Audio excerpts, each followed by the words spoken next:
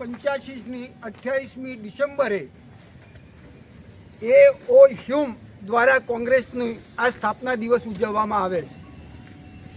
આ દિવસે પુણેની અંદર દાદાભાઈ નવરોજી એ સામેલ હતા અને એ વખત નેશનલ યુનિયન નામની સંસ્થા ચાલતી હતી, પણ 1966 થી 1977 દરમિયાન બે પક્ષ બન્યા, એક ઉદારવાદી અને એક ઉગ્રવાદી।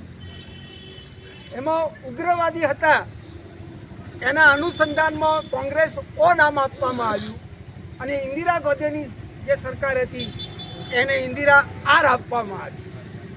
પણ ત્યારબાદ ના આઈ પાછળથી બની ત્યારબાદ આ બંને ચલાવવા માંડ્યા એટલે 1969ની સાલમાં ઇન્દિરા ગાંધીની વડાપ્રધાનના નેજા હેઠળ એમને થયું કે કોંગ્રેસનું કંઈક કામ કરવું જોઈએ, એટલે એમના સાનિધ્યમાં 1969ની સાલમાં એ કોંગ્રેસ આઈને છે આ ચૂંટણીનો ઢંઢેરો બહાર પાડવામાં આવ્યો અને ત્યારબાદ 3 વખત આપણે ત્યાં આ ધ્વજારોહણ જે કરીએ છીએ એના ઝંડાનું નિશાન બદલવામાં આવ્યું। પણ તે વખતે નક્કી કરવામાં આવ્યું કે જે આપણો તિરંગો ઝંડો છે એની અંદર જે ગાંધીજીના ચરખાનું નિશાન છે એ ચરખાના નિશાન ઉપર હંમેશા કોંગ્રેસ પોતાની ચૂંટણીનો ઢંઢેરો બહાર પાડશે અને ધ્વજવંદન કરાવશે। એ જ નિમિત્તે આજે આપણે આ ધ્વજવંદન એ કરાવીએ છીએ। પંજાનું નિશાન કોંગ્રેસનું છે, પણ રેટિયાનું જે નિશાન છે એ કોંગ્રેસની સ્થાપના દિવસને ઉજાગર કરવા માટે એ મૂકેલું છે કે આપ સૌ એકત્રિત થઈ સંપી રહી નીતિવાન બની બળવાન બની ધનવાન બની આવતી આ જિલ્લા પંચાયત કે તાલુકા પંચાયતની ચૂંટણીઓ તમે એક નેક થઈને જો લડશો તો તાલુકા પંચાયત વડનગરની બનશે, એમાં કોઈ શંકા નથી।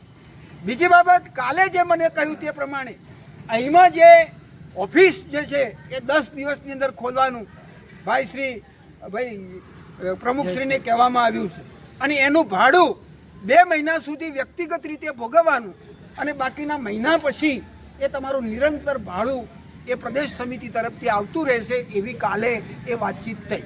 બીજું, હું તો એક પ્રભારી છું, પણ સામે ઉભેલા બંને વડીલો અને સામે ઉભેલા મારા મિત્રો છે, એટલે મારે વધારે પડતું તમને કહું એ બરાબર આ નિમિત્તે નથી એમ કહે, એટલે બધા એકજૂટ થઈ ભાઈ શ્રી પ્રમુખશ્રીને બરાબર સંગઠિત કરો અને આપણે તાલુકા પંચાયત જિલ્લા પંચાયત જીતીએ એ મહત્વનું છે।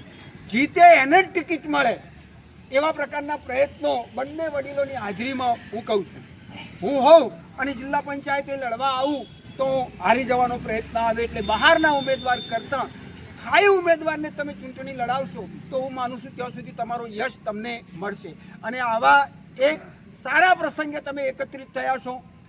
ભાઈ ભૂતપૂર્વ પ્રમુખો પણ છે અને જિલ્લાના ડેલિગેટો પણ અહીંયા ભૂતપૂર્વ ઊભા છે, એટલે દરેકને મારે વિનંતી કે આવનારા સંજોગોની અંદર એક પણ દિવસ ગુમાવ્યા સિવાય 15મી જાન્યુઆરી સુધીમાં આ સરકાર એ ઢંઢેરો બહાર પાડી દેશે એવું મારું અનુમાન છે।